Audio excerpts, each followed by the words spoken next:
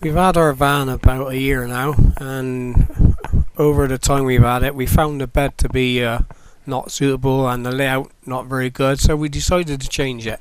The first slide you see the original layout, and we decided to take everything out and rebuild it into a different style. As you can see, we made two boxes on one side.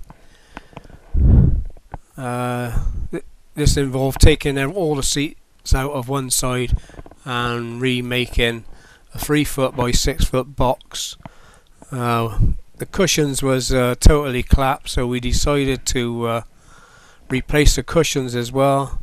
So that was replaced with high density foam covered with flock and stockinette. The fabric we chose was like a red chenille to match the red of the outside of the van. We didn't only replace the beds, we decided to reupholster the whole of the van, so we started with the front seats. This is the first time we've done it, but we're quite pleased with the result. As you can see, it turned out quite well. Here's Gladys fitting one of the new covers, which she sewed together after I cut out from the original patterns. We had a problem with the old sewing machine. The work was too heavy, so we decided to buy a new one. This was a good move on, as much as it made the sewing much easier. After the boxes was built, we fitted the foam onto the boxes, and as you can see from that, it fits very well. We decided to replace all the beds inside, so we took out the Luton upper bunk and reupholstered that and refitted it. Even the curtain rails and the padding around the top edges was all replaced. It turned out to be quite a good job. So as you can see, we refitted a swivel seat as well on Glad's side.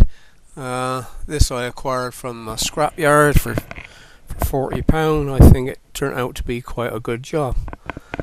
There's Glad again sewing and covering the main cushions of the bunks at the back. Each bed is 30 inches wide and 6 foot long, with high density foam and new covering, and it's made them very firm and very comfortable. We decided to fit the boards and the cushions together to enable us to be able to lift the cushions and the boards all in one operation to be able to get into the lockers underneath. We had to drill holes in the back of the boards to allow the foam to breathe, so when it was compressed it could recover quite easily.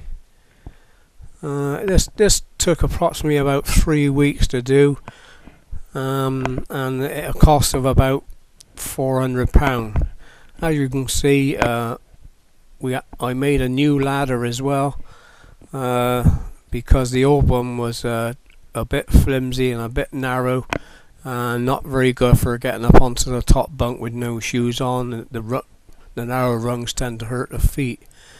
After we did that, we decided that we better protect all this new upholstery from the dogs, so we decided to make some waterproof seat covers. These were made from some picnic blankets that we bought from Woolworths and cut out and made to fit. It worked out quite well. As you can see, it's a nice job. It looks and smells like a new van. We're hoping to go away in it soon to give it a first trial. Hope you'll find this of interest. If you decide to do your own van, perhaps you'd give me a call and we can give you some tips and advice on it. Hope you enjoy the slides. We've had our van about a year now, and over the time we've had it, we found the bed to be not suitable and the layout not very good, so we decided to change it. The first slide you see the original layout, and we decided to take everything out and rebuild it into a different style. As you can see, we made two boxes on one side. This involved taking all